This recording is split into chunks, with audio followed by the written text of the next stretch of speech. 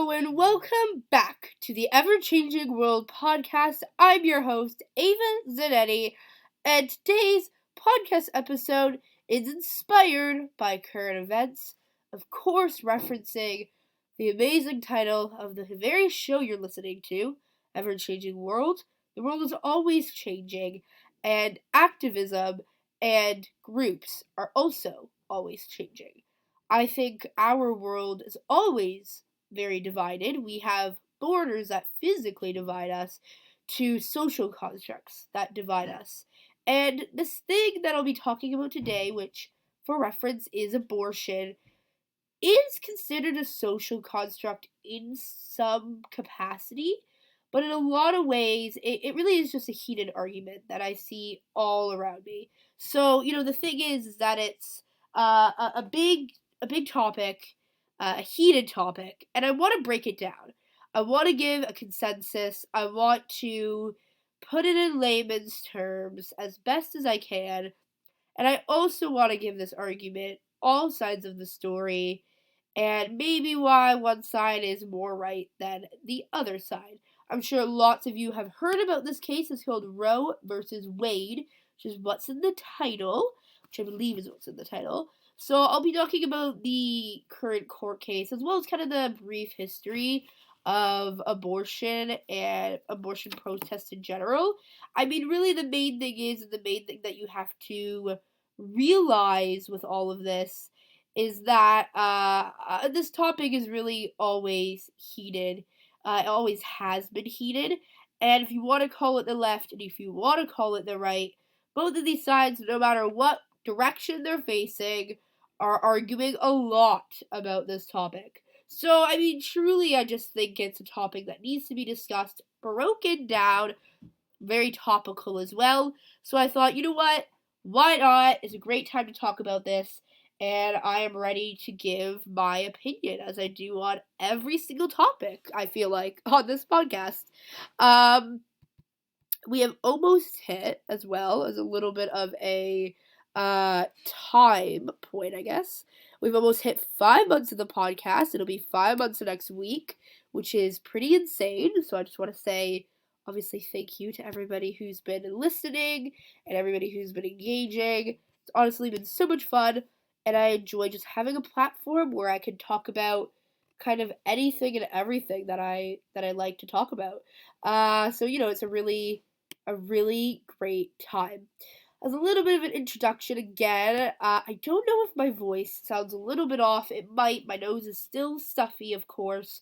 I was sick a few weeks ago. I had the flu, and then it stuck around for some reason. I'm okay. I don't have COVID or anything, but it has stuck around. So if my voice is a little bit off, or if my nose sounds a little bit stuffy, if I sound congested, it is for that reason. So I would just advise you on that, and hopefully it won't be too much of a bother while I talk about all of these topics that I will be discussing today. As well, I love to do a little bit of a book session here before I begin as an introduction. I have a lot of books sitting around me, but honestly, I've read little, but I have finished the book I was reading for school. It's called A Lesson Before Dying, doing an African American study unit. It was honestly a really good book. I highly recommend it. It is a lot of speaking, and it is pretty slow paced, so if you kind of don't like that, maybe don't read it. But it is a fairly short book, so honestly, I wouldn't be too,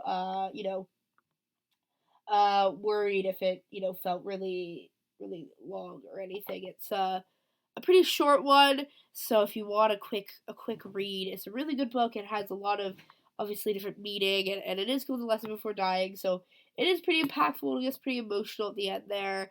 And the whole thing with the book too is I can't really even spoil it because the whole thing is we know an African American man was wrongfully accused of murdering 3 people, and he's going on death row. So that's the whole storyline of it. It's also back in the day. It's placed, the like mid-90s. So it's, also in that time period where things were a little bit worse than it is now. So it really is just a great read. I highly recommend, and go check it out if you have not. It's called A Lesson Before Dying. As well, another little pointer at the top of the show. I've been discussing Elon Musk a lot, and I feel like he's just been a reoccurring topic on the podcast for many reasons. I mean, one of the reasons mainly being because I'm a huge fan of him and all of this. But he has bought Twitter, as I have mentioned, I believe last week, and he's really been discussing what he wants to do with Twitter and all of these things. And there was a comment I saw today, and I thought I wanted to bring it up. He commented on a post, and it was something like, yeah. So someone commented on some post on here, and they said, you could have created a better platform for less than $1 million, whatever. And he said, you know they understand why you bought Twitter, but don't like how they're buying Tesla stock. So Elon Musk, if you don't know, a lot of his money is tied up in Tesla stock as well as SpaceX assets and all of that, but it's mainly Tesla stock. And this guy, he didn't like how he's buying Tesla stock because he said in years past that he was going to use it to fund a trip to Mars, which obviously he spent $44 billion on this on Twitter. So, or he will be. I don't know if it's the full 44 billion. I have been seeing that other people are kind of partnering with him, loading out the money, which is really interesting because obviously it's enough money to just load it out. But I don't think he wants to take out all of his assets on this. So it is really interesting what he's doing here. And then Elon said something really interesting, and he said, he quote, "You might be right." Uh, so, that was pretty interesting, and, maybe he's reconsidering what he's doing, but I do think he'll go through with Twitter. Might not be the best business decision, but he really just wants to do it. It's not even really for that reason. The other big thing going on here with Twitter and Elon is that he is allowing Donald Trump back onto the site. He has said it. I don't know where the tweet was, but I did see it on a CNBC post, so obviously it's safe. If you don't know anything about this, which you probably do, but back in 2021, very beginning, there was the Capitol Hill riot. And it was kind of directed by Trump. You could argue yes or no, but it was directed by Trump and Donald Trump, who was the president at the time, or he was leaving office at the time. And there was a riot, whatever. They thought the votes were stolen, etc. Old news. But basically, he was banned off of Twitter, so he couldn't go on Twitter again. And that was pretty big news, and he was banned off every social media platform. Twitter was like his baby. He had like 80 million followers too. It was quite insane. So he ended up going onto Twitter, leaving Twitter. He created a social media platform which was recently called Truth Social. Truthfully, nobody has even used it. It's like a Twitter mock. I want to look in the App Store actually and see if it's like even remotely there. I don't think it is though, but Truth Social was pretty too soft. I don't even think it's a real thing anymore. Truth Trump. Uh, no, there is no. Okay, well, it's not on my app store at least. But it kind of became a bomb. No one used it. It was kind of trashed, kind of thing. So Trump at one point recently, he said he wouldn't join back Twitter, but I think we all know he will. So that's gonna be a really interesting development that I kind of wanted to mention here at the top of the show, just because I've been covering this whole Twitter, mess, I guess if you want to call it that. And it's been really interesting. So yeah, I think that's about all I want to talk about at the top of the show. Elon has been obviously doing lots, and that's probably the person I talk about the most. So that's what's been going on with him. If you want to, I'm gonna shout out some past episodes. Oh my gosh, this was so long ago now. But if you want to, on the 16th episode that I posted, I talked about the whole Elon Twitter. My voice was really raspy then, so it might be hard to listen to, but I recommend it. And then NFT scams, I talked about probably for 20 minutes over just Elon. So, again, I probably will recommend that. The last week's episode was really good too. TikTok epidemic and social media use. It's all about social media. Super interesting stuff. Okay, now to Roe versus Wade. We are starting the show officially. So, I first kind of want to talk about the abortion kind of history. I have ones in Canada. I want to look at abortion rights movement in general. This is from Wikipedia, so again, just be careful. But I think this is good to kind of preset it with some interesting things. I'm probably going to stay within America because this is obviously happening there right now. So the Roe versus Wade thing is all America. I live in Canada, but I am American, so it is kind of like a thing that could technically affect me, but like not right now, obviously. So it's a really big deal. There's a lot of people that live in America, so that's where I want to begin. So the whole abortion rights movement is a pro-choice, pro-life debate. I'm going to explain what these terms mean. So, pro life is mainly people on the right, or like conservatives and Republicans, mainly, but not to say all, I'm just saying where it's leaning. It's a little bit more right leaning. Or at least, maybe I should rephrase it this way it's more Christian, religious leaning. So, what this pro life is it's no abortion, type of thing. I know there's some people that say like within the movement that like if it's a medical emergency you can. I don't know. There's a few different rules within it. But pro-life basically is against abortion, or pro-choice is pro-abortion. And not just, it's not really pro-abortion. Maybe I should rephrase it. Pro your body, your choice. That's the whole phrasing that the activists and the people within the movement have been using. So personally, like I don't really care if you get an abortion or not. So I'm technically pro life. And the whole thing is like you don't have to be no, sorry, not pro life. Oh my gosh. I'm technically pro choice. The whole thing with it is that you don't have to be pro, you know, pro pro choice to you know I don't know what I was about to say. You don't have to be pro pro-abortion to be pro-choice. You can be anti-abortion and be pro-choice. The whole thing is letting people do what they want with their bodies. That's kind of the whole consentive there. So it's really interesting. Those are kind of the two sides, and they are really big opposing sides. They're really strong, and they get really heated quite fairly quickly.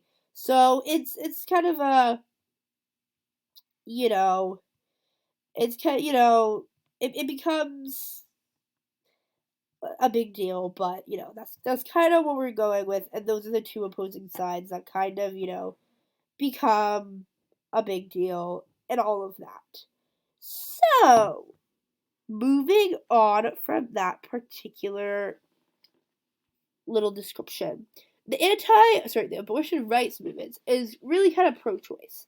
So it's advocating for legal access to induced abortion services, including elective.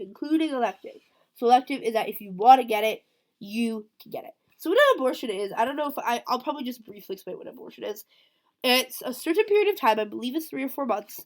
I think it's 3 months actually, you can get an abortion up to, where you can terminate the baby. So women, if they find out they're pregnant, they can terminate the baby. It's kind of like maybe not a plan B if you want to call it, but if it's, it just depends on their circumstances. Again, people have different reasons for having abortions, and it's usually not something people want to do. People usually don't want to abort the baby, but usually it's a decision they have to make. That's usually the thing I want to mention with this. So that's kind of it. A lot of this, pro-choice, pro-life, right? Okay, so where does abortion even start? And I think that's very interesting. So abortion practices date back all the way to 1550 BCE, which, was kind of based on the findings of recorded on documents. So it could have probably started even earlier, but that's as far as the documents date back. Abortion has been an active practice as Egyptian medicine. Centuries later, abortion was taken a topic taken by feminism. It is a pretty heavy feminism-led group. Feminism gets a bad knack. Obviously, there's extremists on both sides, but we can talk about that later.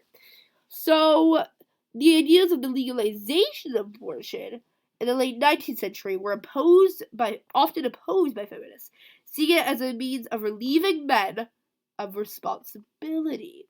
So this is very interesting. So we're going to take a step back here.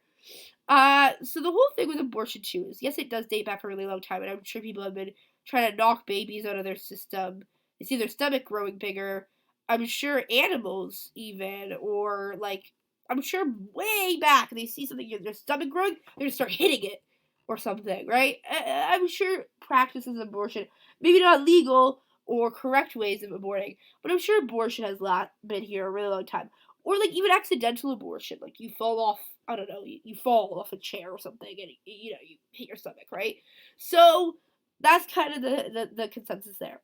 So the legalization is very important because a lot of people say, and it is true, if you do, ban abortion, people are going to find a way around it. It's just going to be a legal, dangerous abortion, right? That's the big thing. So, legalization of abortion, which I find really interesting, because right now the whole thing is making abortion legal and letting women do what they want. But back in the 19th century, you have to remember, take yourself back to the 19th century, this is late 1800s. You take yourself back, and you're there, and you realize, oh my gosh, these men, if they make abortion illegal, they have to run away from this responsibility, and they just get away with everything. These men get away with everything. So that was the consensus. And if you remember, back in the 1800s, women couldn't even have jobs. Women had no jobs. Women barely got jobs until war times. We haven't had jobs for a very long time. And it's come a long way, obviously, but we haven't had jobs for a very, very, very, very long time. So, that being said, and that being obviously a big deal, it has flipped a lot because nowadays women can have jobs. Women can do what they want. They can be independent. They can do things for themselves. Then the opposite have flipped. So now, instead of not, relieving men of responsibility, now it's like, you know what, we can choose what we want and we're going to do what we want because we can afford it. Back in the day, they couldn't. So they were mad because they're like, you know what, men could tell them, you need an abortion or I'm going to kick you down the stairs or something. I don't know. And they would have. So, this actually was a really big thing. And people were writing about the subject. And, they were, they were arguing in this article, like in this newspaper that was in the late 19th century, that instead of merely attempting to pass a law against abortion, the root cause also must be addressed, which I think is really interesting. So it seemed like women's voices were being heard through their proclamations of these unacknowledged subjects regarding women. So the whole thing is like, where does it stem from? Well, rape, right? I guess maybe trigger warning. I don't know if I should say that, but rape is a huge one. And especially back in the day, again, women had no control. Who knows how much happened to them? So I'm gonna skip past the UK and all honestly the other big places that are named in this article because truthfully I only care about the US. The US is always usually similar to Canada. US is a big country. A lot of you guys probably are from the US or are most familiar with US politics. That's a big thing. So, in America, abortion reform movement emerged in the 1960s. So in 1964, Jerry Santorio of Connecticut died trying to obtain an illegal abortion, and her photo became the symbol of the abortion rights movement. So some women's rights activist groups developed their own skills to provide abortions to women who could not obtain them elsewhere. So an example in Chicago was a group known as quote-unquote Jane, operated a floating abortion clinic through much of the 1960s. The whole thing with this, right, is like, you cannot stop people from getting abortions. You cannot stop people from doing these things. They're going to do it, and it's going to be, a big thing, and it's going to happen no matter what. And I think this is really important to know because even if this law does pass, it's going to be big and it's going to just happen. So, she died trying. some women's rights, this floating abortion clinic. So they were trying to make it safe so women were not dying, but again, it was still illegal. So, they would find Jane. There would be like a little procedure, and they would find Jane, and it would be great. So, in the late 1960s, a number of organizations were formed to mobilize opposition both against for the legalization of abortion. So, people were against it. And the forerunner of Neuro Pro-Choice America was formed in 1969 to oppose restrictions on abortion to expand access to abortion. So actually, flip that. Things were happening. They wanted to gain access. So NARAL became the National Abortion Rights Action League in 1973. So this is where the big thing is. Obviously, it is legal now, but Roe vs. Wade, it's still happening. Roe vs. Wade is still happening. Why is it still happening, guys? You know what I mean? This was mentioned again, and it's happening. And it's so funny. I didn't even realize it dated back this early, but the next thing it's talking about is Roe vs. Wade, and let's just do a little brief.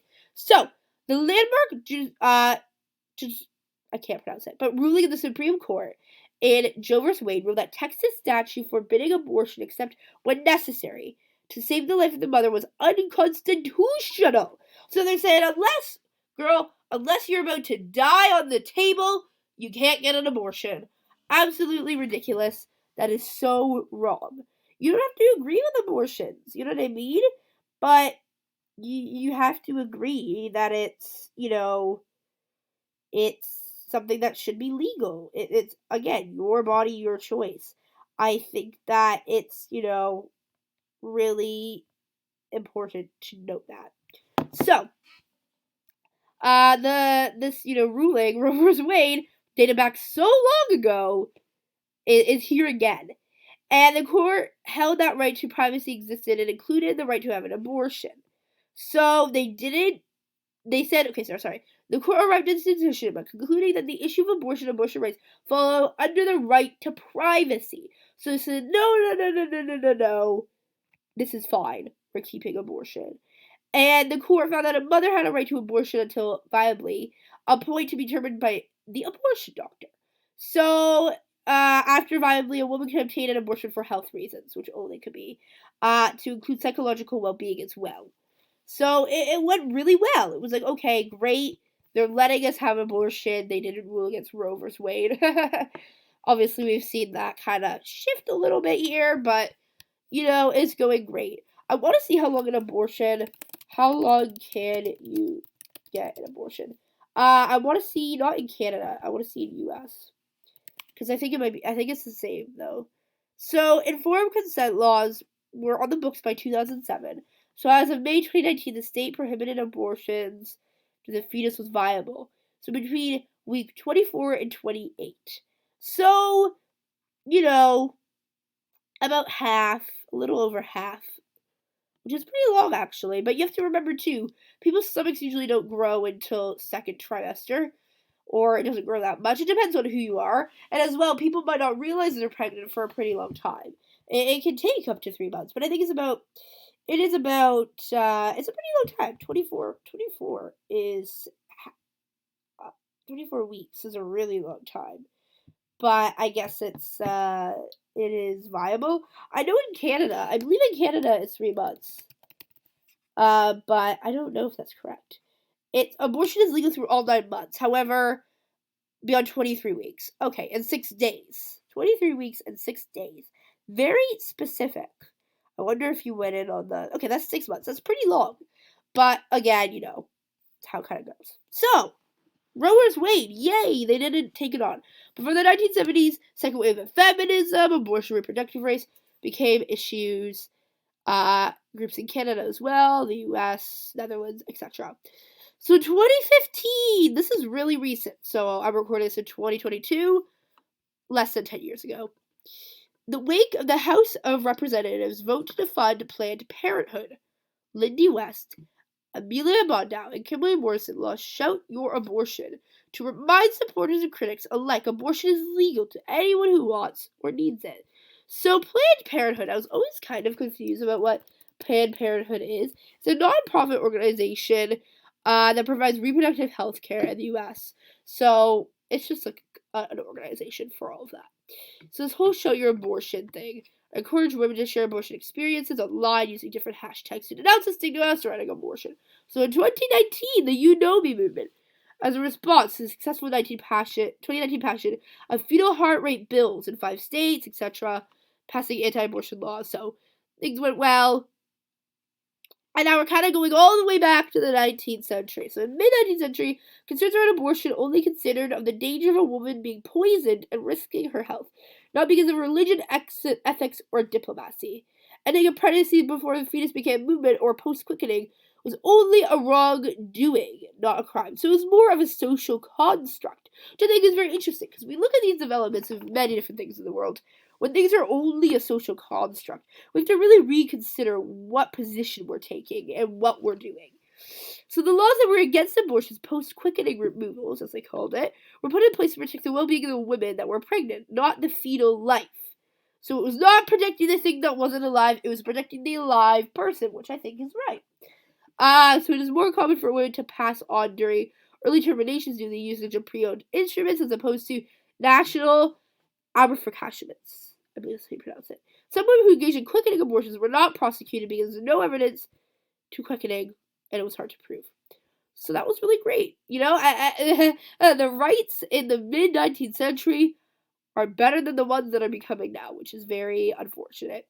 Between the 1900 and 1965, there were not only anti-abortion movements or rallies because states had already passed a law. There were not any, passed a law banning abortions at all levels, including prescriptions of drugs or ongoing procedures. So the thing is, right, there's this thing where people have drugs that they need to take, and if they don't take it, they die.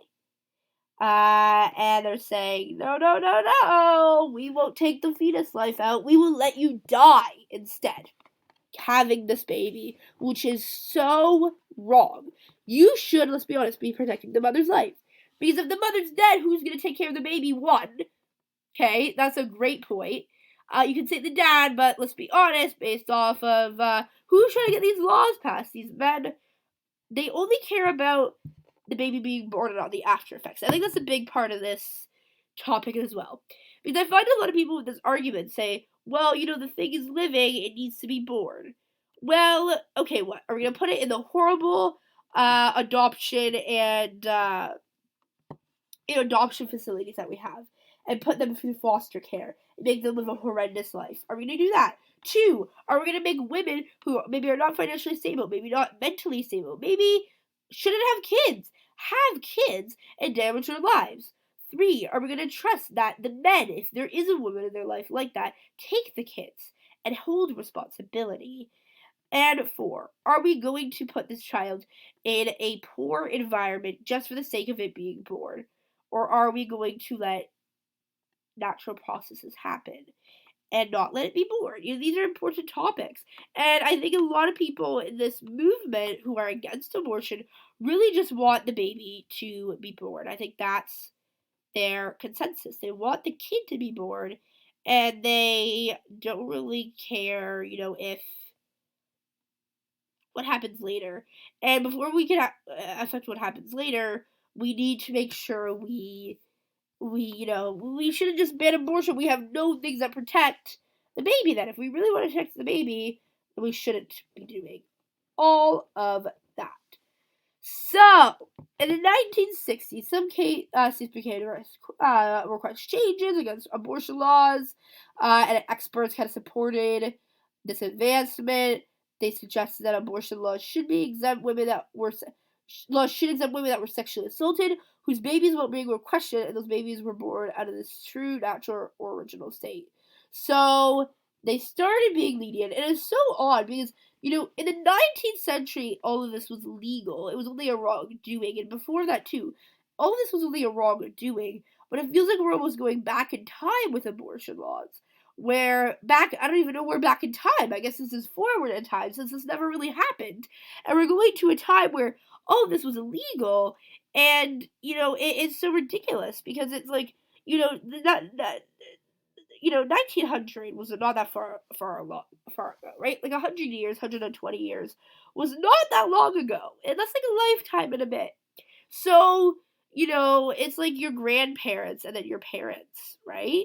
My grandfather is in his 80s and my mother is in her 40s. So, it's like two, like, a generation and a half.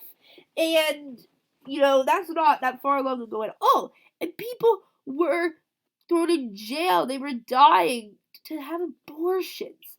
So silly. So silly. And in the 1800s, they weren't. I mean, a lot of them did die if they had abortions, but a lot of them did die if they were to have the kid anyways. So there was a lot of dying of women anyways. So it wasn't even like it was just abortions. It was everything that was killing them. So, things were happening a little bit. 1973, Roe vs. Wade for changing abortion laws altogether, making abortion legal. Yay! We can abort babies. And healthcare professionals jeopardize a lot of medical professionals jeopardize their medical licenses, risk being put in prison and fined because they wanted to continue to provide abortions. That is a true medical professional, I have to say. If you are that passionate about helping people that you are going to risk your whole life and career for it, honestly, pat on the back to you. So there were more than 1,000 abortion laws passed between 2011 and 2019, which I'm not going to talk about, obviously, that limited access to abortion procedures. Some of these forbid a woman from getting an abortion past a certain age, which we can kind of see right now, specific pregnancy conditions, which we also see. A lot of these do make sense, though. I agree with some of these. Other laws established that ban particular abortion methods. So, targeted regulation of abortion providers or TRAP was put in place to target abortion clinics by demanding unnecessary requirements that made it hard for women to get an abortion. So anti-abortion rights claim that these requirements are for the safety of the mother and child, but that has not been proven at all by science at all. So TRAP has placed limitations on abortion facilities to make it more difficult to provide services, and these policies were put in place by 26 states of 2020, which you can already see the movement from that TRAP. During the pandemic, numerous states prohibited non-essential medical procedures, including abortion services, which was really scary because people were all home and probably scary things were happening. Policymakers in 12 states saw this as a chance to certify abortion as an essential. Therefore, ending services. No, we're not going to go to Roe versus Wade and talk about this whole mess. So, okay. What has happened? So what has happened with Roe vs. Wade? There's a draft. So this is quite alarming, and it's a little scary. So Roe vs. Wade, we talked about it already. It made abortion legal in the states. Amazing. And all these people, were super, super big in this case. It became a big thing, and it really, truly was great, right? The case went great in the 1960s, as I mentioned. There was discussions and all of this. So, what has been happening now is what is the scary part. And it's a lot of things are talking about Canada since I live in Canada, so I have a lot of news about that in particular. And this whole thing is really getting out of hand in a lot of ways. So a lot of Canada's talking about how they would help abortion, which is so funny. It is scary. That we have to help. So obviously I'm in Canada, so I get a lot of Canada news. I just saw an article about. Oh yeah, James Webb. I totally forgot to talk about this. I talked about James Webb all the way back on the second episode of the podcast, and they have sent back photos of our galaxy. It's so cool. It's so exciting. Maybe I'll talk about that later. Maybe I should interrupt this important discussion. So, okay, what has happened? We're gonna do this. I don't even know what article to do anymore. Sure, we're gonna do this Politico article. So,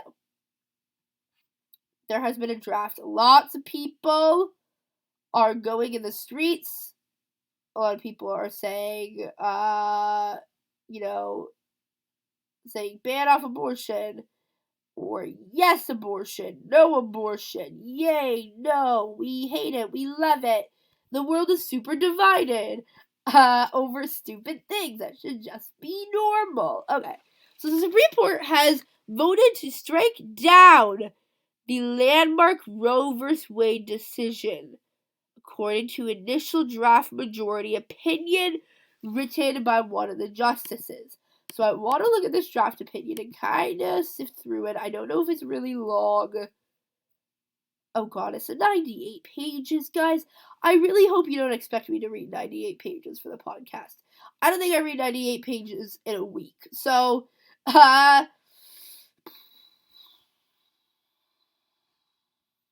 So at the time of Roe v. Wade, 30 states have prohibited abortion at all stages. I'm trying to sift through this. I don't want to read all of it. Basically, there's been a majority ruling.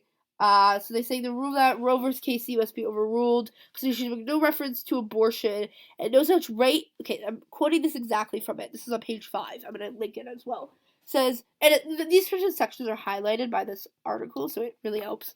We hold that Roe v. Casey must be overruled. The Constitution makes no reference to abortion, and no such right is implicitly protected by constitutional provision, including the one which defends Roe v. Casey, now chiefly rely the Due Process Clause of the 14th Amendment. That provision has been held to guarantee some rights and are not mentioned in the Constitution, but any rights such much deeply rooted in the nation's history and tradition, and implicate in concept of ordered liberty, Washington v. Glitzenberg, and they reference some stuff. So, thing that angers me is like it doesn't pop up in the Constitution. Well, the Constitution was made so long ago that they probably didn't even give a crap about abortion. Okay, probably wasn't even a thing they even knew. They couldn't even understand what it was. I mean, obviously, I'm being dramatic here, but I mean, we know in the 18th century it wasn't even illegal. It's just a wrongdoing. So why would they even mention abortion as a right? Like they barely even talked about it. It wasn't even really a thing like that. They probably even knew happened. I'm sure because it was all men, obviously, leading. And that's what makes me so mad. This is a women's right. This is not anybody else's decision but women. And, men, they ruled everything, obviously, for a very long time. And obviously, still, with the Supreme Court, there's a lot of men there. A majority of people leading the world are men. It's getting better, but, we're still in that predicament. But the whole thing, here, specifically, is that if you're referencing the Constitution, it's ridiculous. Because why are we looking towards the Constitution for rights that didn't even exist back then? Why is our end-all be-all this Constitution that truly didn't even have everything that we need? It says right for every person, but people were arguing that slavery should be legal. Like it's recently too, recent enough where it's important to talk about. So why should we trust this Constitution that doesn't have details? That these rights they were doing things in their benefit, and I'm sure abortion wasn't even a thing people talked about. I'm sure women hid it, so these men wouldn't have power over them, and they could hide, and they could not be stuck with this man, or they wouldn't have a kid. These things just happen. And it was just a wrongdoing, so they didn't mention it, and it was a women's issue. It truly is. All it is a women's issue, and that is really it.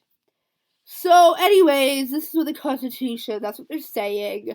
So, another quote. Roe was egregiously wrong from the start. Its reasoning was implicitly weak, and the decision has damaging consequences. And far from bringing about a national settlement of abortion issue, Roe and Casey have exemplified a debate and deepened division. That is the quote. As well, it says it's time to heed the Constitution, returning the issue of abortion to the people's elected representatives. So the permissibility of abortion and the limitations upon it are to be revoked like most important questions in a democracy by citizens trying to persuade one another and then voting. End quote. That is what the Constitution and the rule of law demand. So, another thing is they're like, oh, it's a weak argument. Why is it a weak argument? Just because it doesn't go with your religion or any of these other things, right? Abortion was never a religious issue until recently. And people are making it way more of an issue here than it really ever was. And it's something that, it does anger me, especially as a woman, to know that my body could be looked at and said, you know what? You don't deserve to decide what you want to do with your own body. I want it for me, for my own benefit. And again, they're saying this whole thing, it's not rooted in the nation's history and traditions. It's so weird. And it says criminal punishment persisted from the earliest days of the common law until 1973. Yeah, but before it wasn't even a law. Like, if you look at the history, it wasn't even law until 1900, when men were trying to have even more control over women, and feminism was finally kicking in, and women were like, hey, give us our rights, and they were like, no, no, no, no, and we finally got our rights, and now you're trying to rip that away from us again? After 50 years, and now you're like, oh, this is such a big issue. Why don't we tackle bigger issues? Issues that are going to kill us all, not just fetuses. That's going to kill our whole nation. Kill democracy itself. Why don't we look at more issues, bigger issues, like, I don't know, COVID that just happened in our economy? Why are we wasting our time on Roe vs. Wade? That should be a law. That's why it passed in 1973. As well, why should we look at issues with our environment, like climate change? That's a huge pressing issue on our well-being as a nation. So we need to look at things that are actually important and not these stupid things that people think they have a right to talk about. And obviously you can tell in the, conviction of my voice, it is an angering thing. Because again, as a woman, it's like, why would my rights be taken away for all of this? So, they're saying there's competing interests in here. It says Roe and Casey each struck a particular balance between the interests of a woman who wants an abortion and the interests of what they deemed quote unquote potential life. Roe, 410 US at 150, Casey, 505 US at 852. But the people of various states may evaluate those interests differently. In some states, voters may believe that abortion rights should be even more extensive than the right that Roe and Casey exempted. Voters in other states may want to propose tight restrictions based on their belief that abortion destroys an unborn human being. And they said, our nation's historical understanding of organ liberty does not prevent people from electing representatives or deciding on how abortion should be regulated. Okay, again, the thing is like, okay, you're clearly stating that a lot of people want abortion. So why don't you just say, if you don't want an abortion, don't get one? We're in a global, and the other thing too, and this might be a weird argument, but to me it seems like a valid argument. Our population is so high. We're almost at 8 billion people on the earth. Do we really need more people? Let's be honest, do we really need more people? And do we need more people who are in poverty and impoverished and going to lead a horrible life? No, we don't! Right? Like, it's so ridiculous. We have enough people as it is. It's so angering because a lot of these arguments are so invalid. It's just, if you don't want an abortion, don't get one. That's all the argument should be. That's all it should be. And they're saying some other stuff in here that there's so many pages, but these are highlighted segments that I'm reading, by the way. So, again, they're saying there's a bunch of decisions and about this. And they're saying, again, the history and tradition, which I think is so weird. And they're saying, oh, okay, Roe was a collision course of the Constitution from the day it was decided, and Casey perpetuated its errors. And the errors do not concern some arcane corner of law with little importance to the American people, rather wielding nothing but raw jurisdictional power. Again, they're talking about Roe and all this. Court suppressed the power to address a question of profound moral and social importance that the Constitution unequivocally leaves for the people. Casey describes himself as calling both sides of the national controversy to resolve their debate. In doing so, Casey unnecessarily declared a winning side. The thing is if there is two sides of the argument, make it legal and then don't get an abortion. What is so hard to believe about that? I don't understand.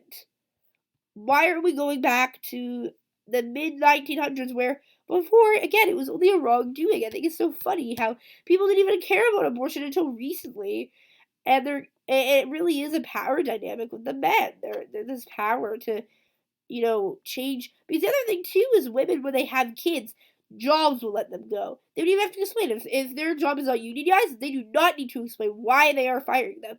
So their job might say, hey, you know what? You're pregnant. Bye. Oh, look at you. And it's so funny, too, because in the States, mat leave is only 6 weeks. While in Canada here, if you don't know, it's a year. You get full pay. And then you can go up to 18 months, and you just stretch that year's pay to the 18 months. My mom, who recently had a kid, she went to 18 months. She got paid a full year in those 18 months. And it was wonderful for her. And when she was with me, because she was in the States with me way back when, 16 years ago, she only got 6 weeks. How do you expect people after 6 weeks to have someone to watch their kid, to manage this? And, it really is ridiculous. So it's like, you're telling women to have kids and you're telling them to have babies, but then you only give them 6 weeks and then you get rid of their job. It makes no sense why abortion shouldn't be illegal. I mean, should be illegal. Because there's not safety nets for it. Make it legal and then put safety nets for women. Even put safety nets for women to get back into shape. Things like that. It ruins women's lives. It changes their body. It changes their hormone structure. It changes their lives having kids. And especially with a rapist, with someone who is hurting them. An abuser. An abuser can use power. Think about it this way. Think about another scenario. An abuser. Let's say if it was their own father. Their own father. Horrible scenario. Let's say their own father raped them, sexually abused them. They have a kid of incest. How disgusting. This abuser has power over them now. That is what they're allowing here. They're saying, no abortion, we're allowing you to be under your abuser. Like, that is what is happening. I'm going to link the article. There's 98 pages. I skimmed through most. But it really is, it's been a big deal. And no draft decision of modern history of the court has been disclosed publicly while case was still pending. That is huge, because obviously people are freaking out about this, and I think they put it out there because they know it's a really divided issue, and a lot of people want this to not turn out. Obviously, this unprecedented revelation is bound to intensify debate over what is about obviously controversial. So obviously, it's been really big. A person familiar with court deliberations and that the 4 other Republican appointed justices, all these people that I'm not going to name, had voted with Alto in the conference among justices again. So, obviously 3 Democratic appointed justices as well. And obviously who will ultimately vote is unclear. So, after it was published, Roberts confirmed the authenticity of the draft opinion and that he was ordering an investigation into the disclosure. So, Roberts was saying that, and stressed that the draft opinion does not represent a decision by the court or final position of any member on the issues of the case. The court has declined comment pre-publication, because obviously it hasn't been even finished yet. But seeing an insight into this is really scary, because we can see that it really is becoming real, and this can be very, very real. So before the episodes end, I want to quickly talk about I want to talk about Canada, because Canada is becoming a big deal. I'm having hiccups. I'm sorry if you can hear that. Canada has been really big in this, and I want to talk about it. This article that I'm linking, the whole draft opinion is the one. I opened it up for some reason on another site. It's linked in it. You'll find it. Okay. So Canada and Mexico, the whole other big news headline. This is from The Guardian. Canada and Mexico prepare to accept Americans seeking abortions. So in the years before Canada's Supreme Court legalization, when they legalized abortion in 1988, so we were actually a lot later than the States. We were 15 years later, which is honestly quite concerning, but ours is still legal, which is good. Well, theirs is legal, but a little bit different. It was common for Canadians who needed abortions to travel to the U.S. So we had a little network of people that would get them there when it was legal. But if the draft, decision indicates the U.S. Supreme Court votes to overturn Roe v. Wade, many Americans in need of surgical abortion could be traveled not just across state lines, but once again across international borders, of course, to Canada and to Mexico. This is really big because they helped us, and maybe we will help them, which I think is really interesting. So on Tuesday, Canada's Minister of Families reaffirmed that Americans can access abortion services in Canada. If people come here and need access, certainly, that's a service that would be provided, which is amazing. An estimated 26 states are likely to ban abortion if Roe v. Wade is overturned. So, oh my gosh, I'm so sorry. So even if Roe v. Wade is a no-go, the states can make their own decisions. So 26! A little over half of the states are probably going to ban it, which is terrifying. Absolutely terrifying. So people may cross state lines. and they may have to cross country lines. So, one of that includes Michigan, which is very scary. That is very close, actually, to where my grandparents live. I live in Ontario, for reference, which is the province, like, right by Michigan, and my grandparents live quite close to Michigan. So, it sits across the water from southern Ontario. Of course, lots of abortion clinics, so at least they can, they could easily pop over the border. But if they're in, like, Texas, they can't, right? So Michigan has a 1931 ban that could automatically kick in when Roe vs. Wade ends. So they can also travel to Illinois and Pennsylvania, as those states are unlikely to outlaw the procedure, according to some data. Those traveling internationally won't find it free. People without immigration status in Canada are charged about $500 or $388 US, which is a little cheaper, which is nice for them, for surgical abortion, but Americans do not need health card to access clinics in Canada. Wait times vary 1 or 2 weeks in Ontario to several weeks or months in the Atlantic provinces. So you know what? I really have to say Canada is doing a really good job, and they are protecting our southern friends. I guess they're technically southern to us. And, it is a scary thing. So if these things do happen, they are opening it. Of course, it will cost money because they aren't Canadian, but hey, at least there's a legal abortion option where people aren't gonna hurt themselves. So it'll probably be only possible for those who can afford it again. So abortion activists in the U.S. has underscored that after Roe vs. Wade falls, it'll be wealthier white women who have the means, obviously, and lower income people won't. Socioeconomic barriers being, obviously, transgender, African American, Latino, Indigenous may struggle more. But at least there's options. There's options. The cheapest option, early pregnancy, will probably continue to be abortion pills, either through mail or via health teleservices. So that could work too. Could do some pill popping, I guess. But after working for more than 10 years at clinics in Ireland while abortion was illegal, Doherty says there is no doubt that people will cross borders. People are going to cross borders. That's the whole thing, right? Because they're trying to ban all of this. But people are literally going to cross borders. It is so laughable because they think they can just ban abortion outright, but they aren't going to be able to. What is going to happen, and I guess I'm just going to wrap it up now, the episode, what is going to happen if this gets overturned, a lot of states are going to ban it. But if they ban it, people are going to cross state lines. They're going to cross country lines. And they are going to find a way. And if abortion becomes illegal over the whole thing, if it fully becomes illegal, it is going to be hell, obviously. But people are going to go, to different countries. And I guess Canada and Mexico will be those options. There's going to be roundabout. People are going to do illegal abortions, which is so funny to say. It's sad, but it's weird to say that abortion could be illegal. And it's just going to happen. So all in all, obviously, you can probably see my stance to this. I don't think abortion should be legal. You don't have to be pro-abortion to be pro-choice. You probably aren't. A lot of people aren't.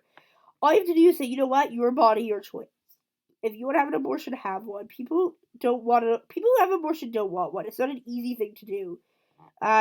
Don't diminish the need for it. And it's scary that 26 states will probably have it banned any which way, but I guess that's what's happens. So anyways, keep up with the news. Stay safe out there. If you're in the States and you're might need an abortion one day, cross Canada, cross to Mexico. We're here for you guys. And hopefully this does not get ruled, does not go through, because this is absolutely terrifying. Anyways, everybody, thank you so much for listening to today's episode. Quickly, please connect to find out about more episodes. The Instagram is ever.changingworld. Again, ever.changingworld. Twitter is everchanging WOR. Again, everchanging WOR. It's also Cambridge _bound. Again, Cambridge, like the university, _bound. That one I use more. Website is shows.acast.com/ever-changing-world. Again, shows.acast.com/ever-changing-world. Everybody, thank you so much for listening to today's episode. Please tune in next week and follow to stay updated. Thank you so much for listening to today's episode. Go see next week's episode. Go see all the other week's episodes. They're all great. Thank you so much, and the world is always changing.